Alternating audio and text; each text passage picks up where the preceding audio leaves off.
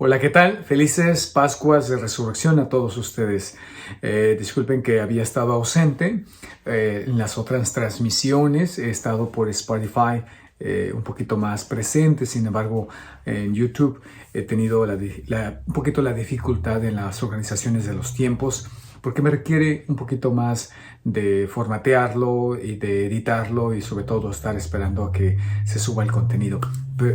Unas disculpas, pero nuevamente aquí con la alegría y deseándoles unas Pascuas de Resurrección a todos ustedes. En esta ocasión vamos a reflexionar sobre el Evangelio en el capítulo 20 de San Juan. Estamos en el segundo domingo de Pascua, ¿sí? El segundo domingo de Pascua. Bien, antes de entrar en este segundo domingo de Pascua, que hablará del capítulo, es el capítulo 20 del versículo 19 al 31, el cual no creo que lo vaya a terminar de explicar, porque contiene dos perícopas, tiene dos fragmentos muy importantes. Uno que acontece en la misma tarde del domingo de la resurrección y el otro en donde interviene Tomás, es el 8 días después del domingo de la resurrección. Creo que solamente me enfocaré en la primera parte y además se celebra el domingo de la Divina Misericordia. Bien, recapitular un poquitito ¿qué es lo que la iglesia pretende para este tiempo gozoso de Pascua?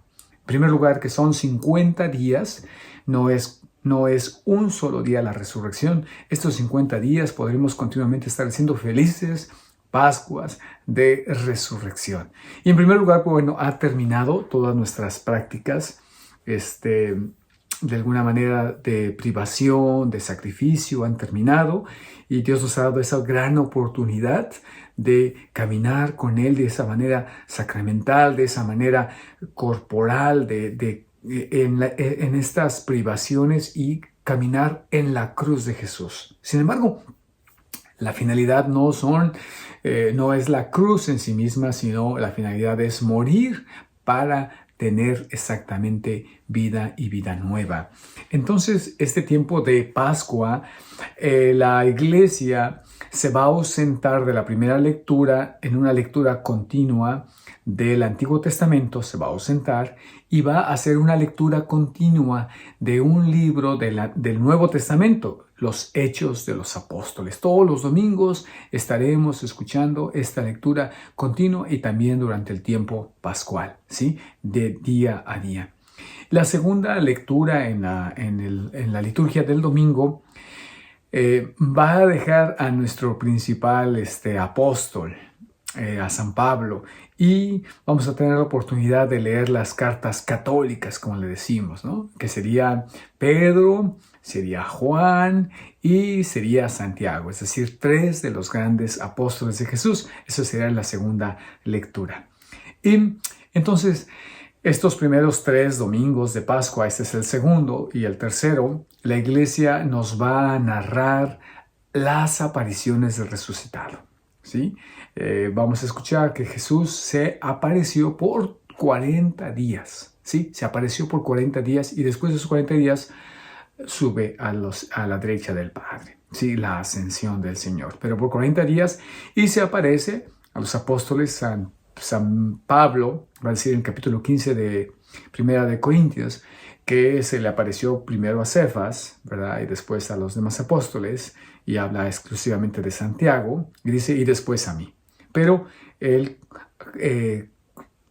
testimonia que Jesús se le apareció a más de 500 personas, ¿sí? Se le apareció a más de 500 personas. Bien, y después ya en el cuarto domingo de resurrección, va a tener un pequeño giro y precisamente el cuarto va a hablar de la vocación del buen pastor, tratar de recopilar el significado todo pascual. Y después ya el quinto, el sexto y el séptimo domingo de Pascua, la iglesia nos va a dar algunos textos acerca de el discurso que tuvo Jesús con sus discípulos ahí en el cenáculo, en la última cena, y algunos de sus oraciones que él pasa cuando está él solo, Jesús. Entonces, recuerden que Jesús va a decir, tengo muchas cosas que decirles, pero ahorita ustedes no lo van a entender. Pero cuando venga el Espíritu Santo, y es a través de la resurrección, y como hoy vamos a ver, resurrección y la venida del Espíritu Santo, que para Juan se da en un solo día, es Pascua ya es Pentecostés y Pentecostés ya es Pascua, según San Juan, ¿verdad? Podemos mirar todo el contenido de Jesús. Bien, bueno, ya he dado mi preámbulo y entonces ahora sí, vamos a nuestra lectura del capítulo 20, empezando del versículo 19. Aunque lo voy a leer todo el texto que nos va a regalar la liturgia este domingo, no voy a poder explicarlo todo, ¿sí? Y dice, al atardecer de ese mismo día, el primero de la semana, estando cerradas las puertas del lugar donde se encontraban los discípulos, por temor a los judíos, llegó Jesús y, poniéndose en medio de ellos, les dijo, la paz esté con ustedes. Mientras decía esto, les mostró sus manos y su costado.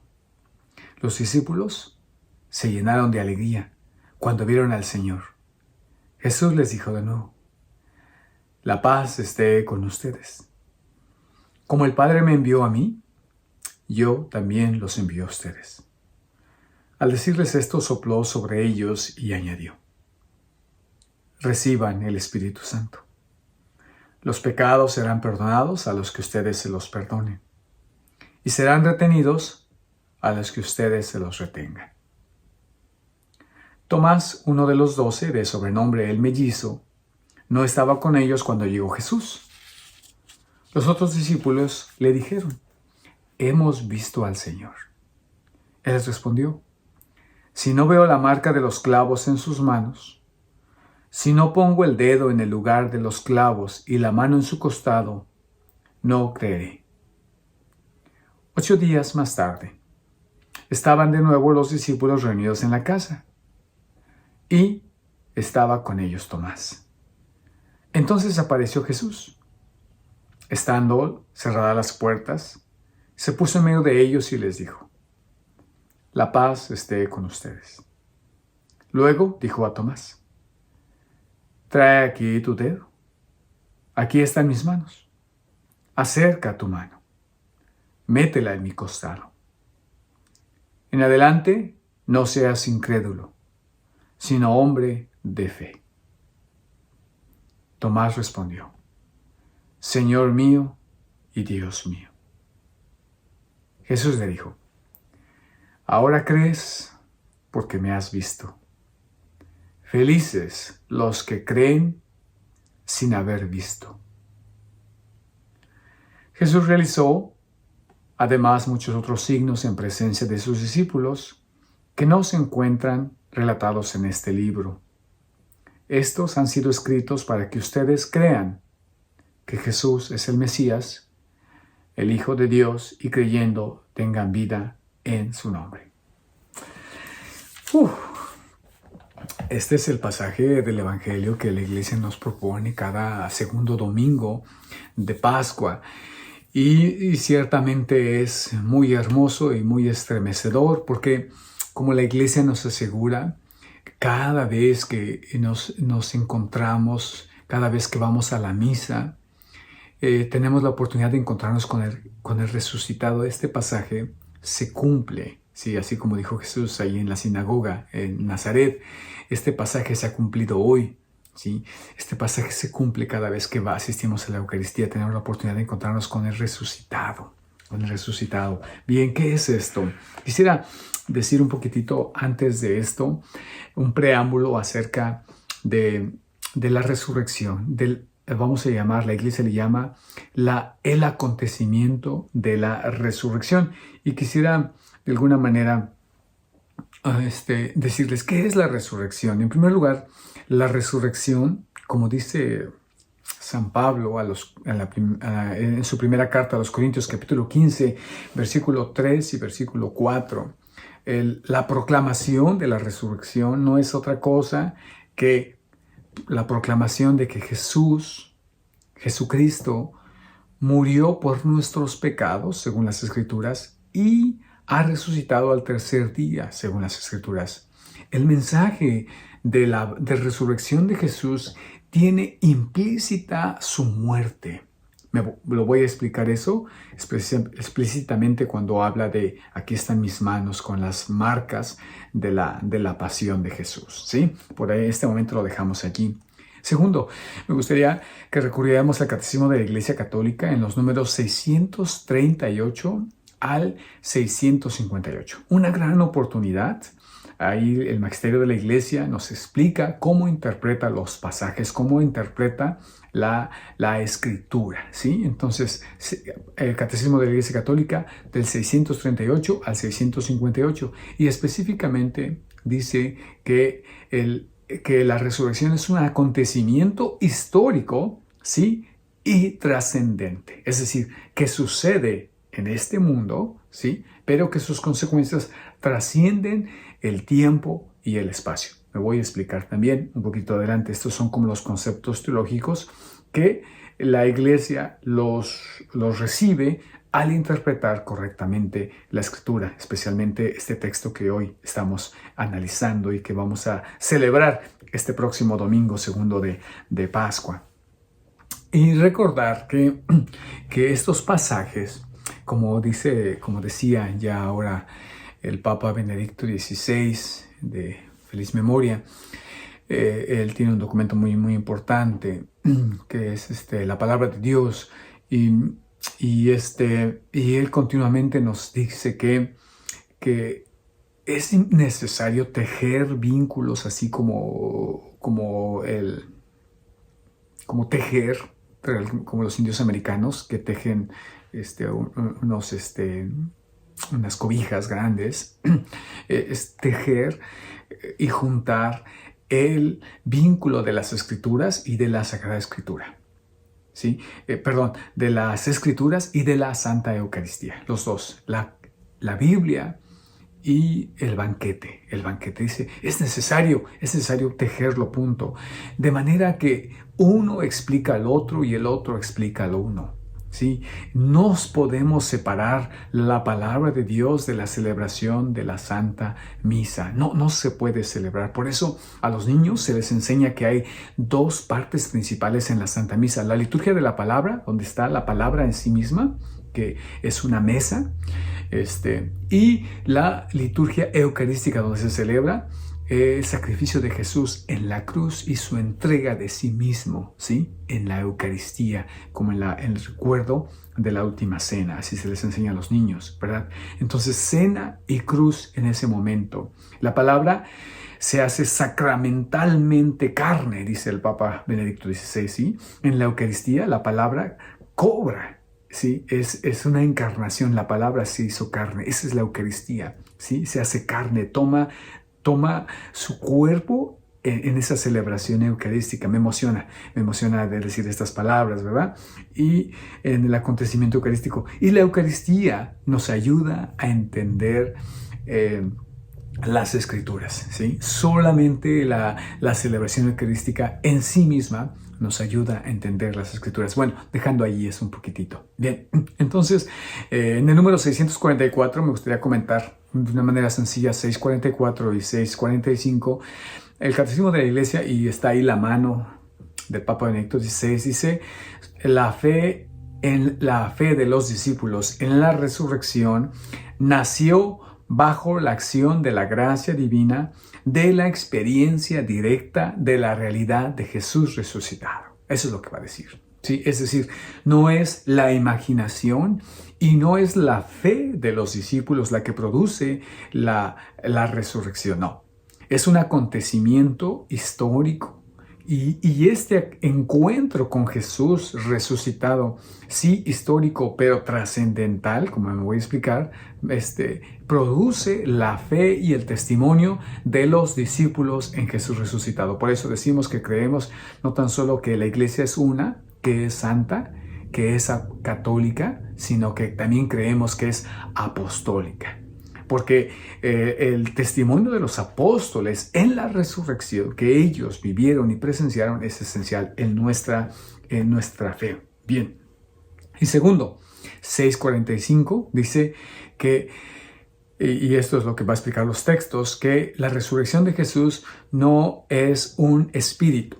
Jesús no se presenta como un espíritu, sino que la resurrección de Jesús se da en su cuerpo y precisamente por eso lleva las marcas de su pasión. Sin embargo, ¿sí? Si bien es un cuerpo, no es un espíritu, no es un fantasma, y sin embargo, es un cuerpo también a la vez glorioso, como lo vamos a ver. Es decir, que no está situado, no lo contiene, no lo puede contener el espacio y el tiempo, pero de acuerdo a su voluntad se hace presente donde quiere y cuando quiere, en esa voluntad sabia, en esa voluntad de Dios. Bien, entonces, y finalmente un comentario mío, que creo que todo esto es un preámbulo y creo que esto nos puede estar ayudando para, de alguna manera, meternos más fácilmente a este pasaje tan hermoso como los principios teológicos, los principios dogmáticos y un tercer elemento de la resurrección. Entonces hemos visto que el primero es que la resurrección es un acontecimiento que produce la fe, ¿sí? Este acontecimiento histórico y trascendental que produce la fe de los apóstoles, ¿sí? No es al revés, que la fe de los apóstoles produce el resucitado, no. Segundo, que si bien es un cuerpo, también es un cuerpo histórico, también es que no es un fantasma, también es un cuerpo también glorioso, es decir, que no está contenido en el tiempo y el espacio. Y un tercer elemento que me gustaría mirar es que la resurrección es la comprobación de que Jesús tenía lo correcto. El domingo de Ramos, en mi homilía, que también la pueden encontrar ahí en Spotify, yo insinuaba, les proponía que la iglesia nos invitaba a tomar un papel en esta pasión de Jesús, ¿sí? En tomar mirar, ¿quién soy yo? ¿Quién soy yo en esta pasión de Jesús? Entonces miraba, ¿seré yo acaso el Pedro que lo negó? ¿Seré yo el cirineo que ayudó a Jesús a cargar la cruz? ¿Quién soy yo? Pero de alguna manera yo proponía que tal vez nos parecemos más a las autoridades religiosas de ese tiempo. La autoridad religiosa de ese tiempo actúa como seguimos actuando cuando no nos encontramos con el resucitado, cuando la resurrección aparece un acontecimiento y no es parte de mi vida. Seguimos operando por los mismos sistemas inconscientes del ser humano de sobrevivencia y no del resucitado. Me explico. Las autoridades religiosas creyeron que estaban haciendo el bien, que estaban matando a Jesús, lo estaban crucificando, lo estaban entregando por el bien de las personas. ¿Sí? Lo estaban. ¿Qué significa esto? Y por el bien de sí mismos. ¿Un bien personal? ¿Sí? Porque Jesús no tan solo hacía cosas que para ellos, al interpretar ellos la ley, en el sábado, en el día sagrado, afectaba y escandalizaba a los judíos, sino que también Jesús se decía hijo de Dios y se decía que él y Dios eran el mismo y le llamaba a Dios como su Padre. Esas ideas que pongo así muy sencillas, que son más, él mismo se dijo que era el templo, en fin, esas ideas, pero hoy se comprueba en realidad que sí, la resurrección comprueba que fue cierto, pero las autoridades de ese tiempo dijeron que no. Entonces, lo que está haciendo la resurrección de Jesús, ¿sí?, es decir que esas autoridades están equivocadas y que Jesús tenía razón, como lo he dicho, y entonces revela un mecanismo pecaminoso, el mecanismo pecaminoso que todos utilizamos los seres humanos cuando queremos deshacernos, ¿verdad? Cuando queremos deshacernos de las personas que no comulgan conmigo o que estorban para mis propios fines. Y digo que ellos estaban convencidos de que era real, de que ellos tenían razón, pero la resurrección de Jesús revela que no, que son mecanismos de violencia y mecanismos de mucho pecado. Bien, entonces, este relato ya me llevé el largo tiempo, pero por eso decía, yo desde el principio decía que no iba a alcanzar a explicar. Sin embargo, creo que esto es esencial para ir construyendo nuestro pasaje en un cimiento fijo y firme, ¿sí? Entonces, nuestro pasaje, en su contexto, tiene dos pasajes muy importantes. El primero, ¿qué es? El primero es el encuentro con la tumba vacía. Sí, el encuentro con la tumba vacía. El segundo es el anuncio de María Magdalena, que se queda llorando afuera de la tumba vacía. Y ahí se encuentra con Jesús, que de alguna manera lo confunde con el jardinero. Y entonces cuando le pronuncia su nombre María, ella le dice Rabuni. ¿Sí? Entonces le dice, ve a anunciar a mis hermanos que estoy resucitado. Entonces aquí la comunidad, los discípulos, tienen dos cosas. Primero, que se han encontrado con la tumba vacía y que ya hay un poco de fe. Es decir, al final dice que Juan, el segundo discípulo amado, al llegar Pedro entra primero y después entra Juan, dice que miró y creyó. Y va a decir, porque hasta ese momento no habían entendido lo que decían las Escrituras. ¿Qué creyó? Lo que decían las Escrituras. Ese es el primer paso de la fe. El segundo, que tienen que creerle a esta mujer. ¿Sí? Tienen que creerle a esta mujer que es su compañera, pero que de alguna manera no han tenido esa experiencia todavía. Han visto.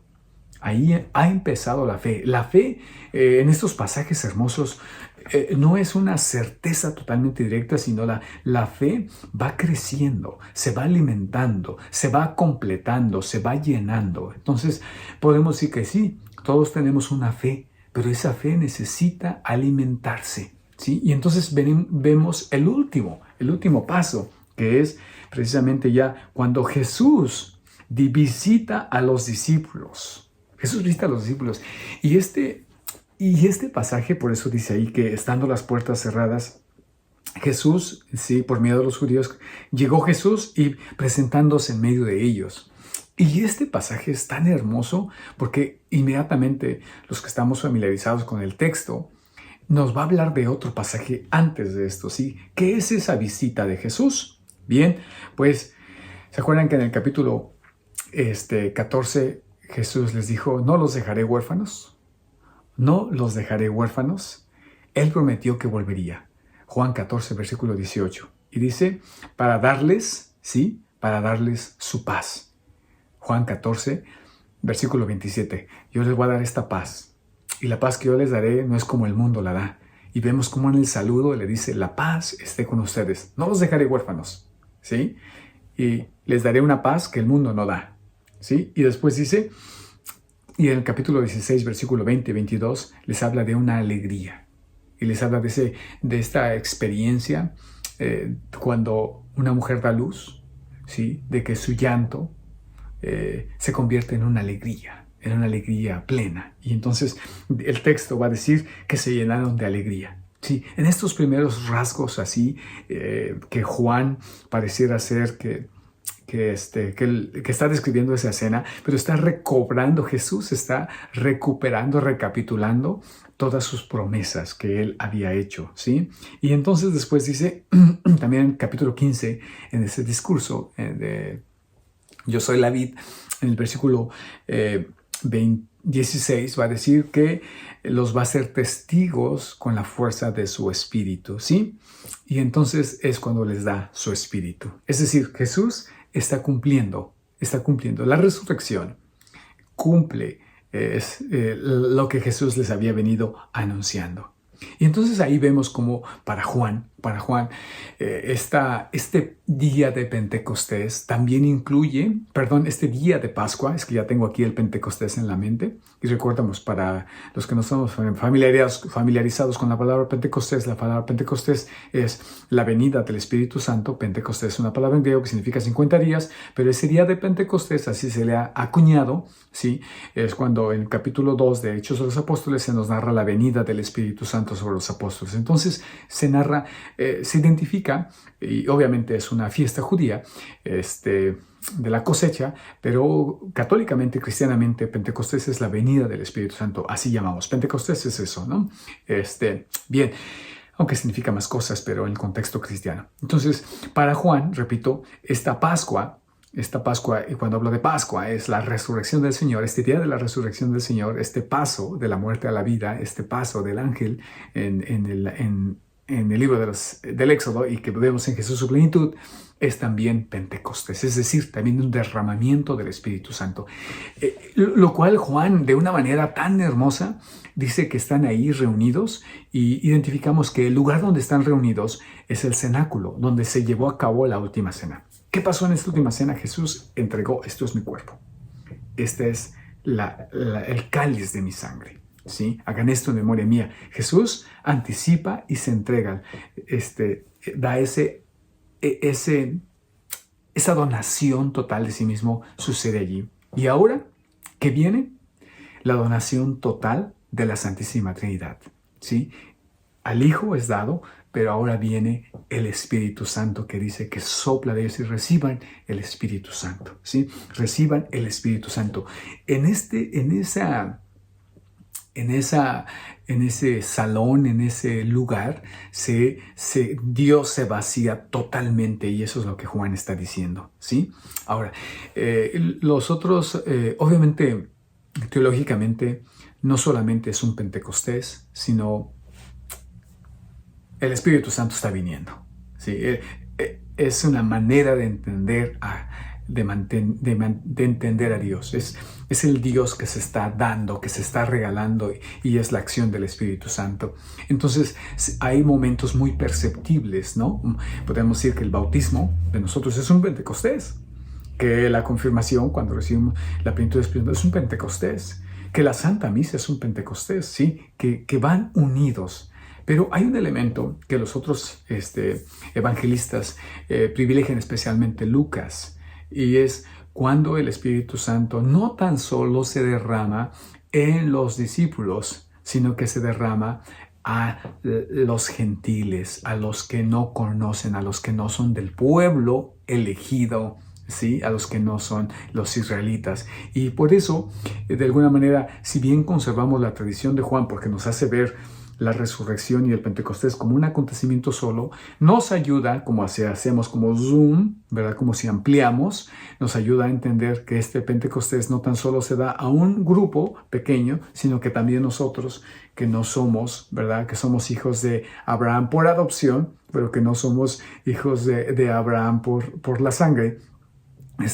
Es una realidad el Pentecostés en cada uno de nosotros. Bien, entonces ahí lo dejamos. Entonces vamos viendo cómo entonces, y Juan no tan solo pone ese Pentecostés, porque para Juan también Pentecostés es la cruz. Sí, se dan cuenta cuando está en el capítulo 19, el versículo 30 y 34, habla del Espíritu y dice que entregó el Espíritu. Entonces, en una lectura de Juan es como varios levels, como varias capas que hay, ¿no?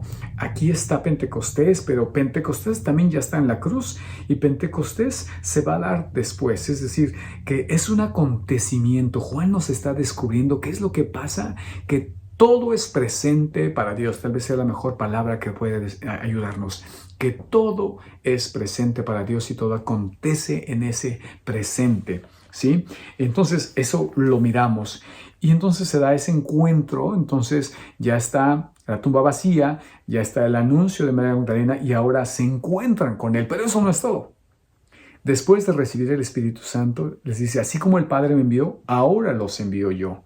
Viene el envío. Y yo quisiera decir que el amor siempre es misión. Voy a decir algo. Dice que al atardecer estaban cerradas las puertas del lugar donde se encontraban.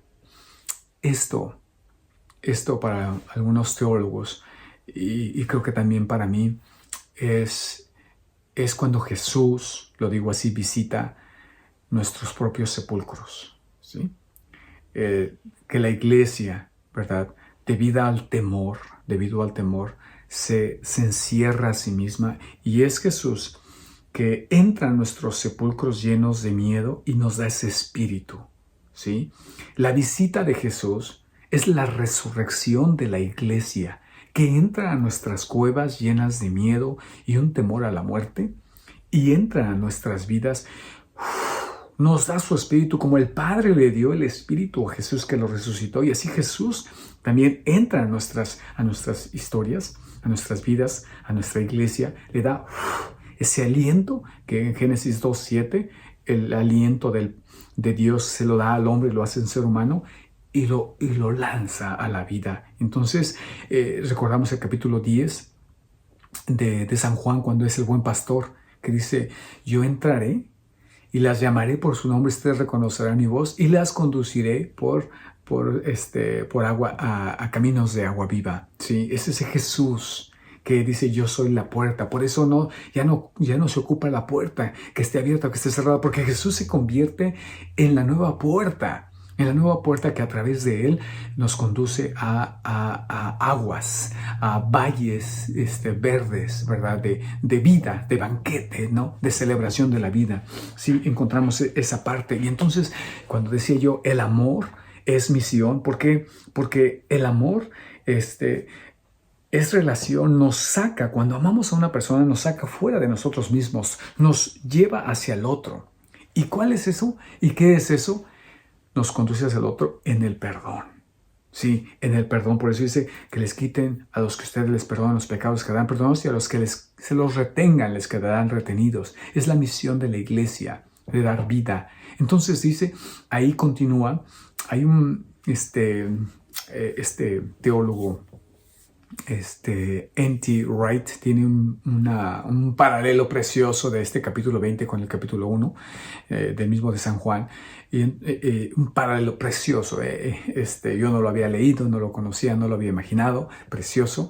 Otro día platicaremos de ello, pero de aquí que cuando en el capítulo 1, versículo 24, habla Juan: he ahí el Cordero de Dios, sí, que quita el pecado del mundo. Aquí ese Cordero es el discípulo, ¿sí? Ustedes, que se les da el Espíritu, serán aquellos que perdonarán, que quitarán el pecado del mundo. Entonces el Cordero y la iglesia se hacen uno. He ahí, y el Apocalipsis, en el capítulo 5, lo dejo así de una manera sencilla que me emociona, pues habla de ahí está el Cordero degollado.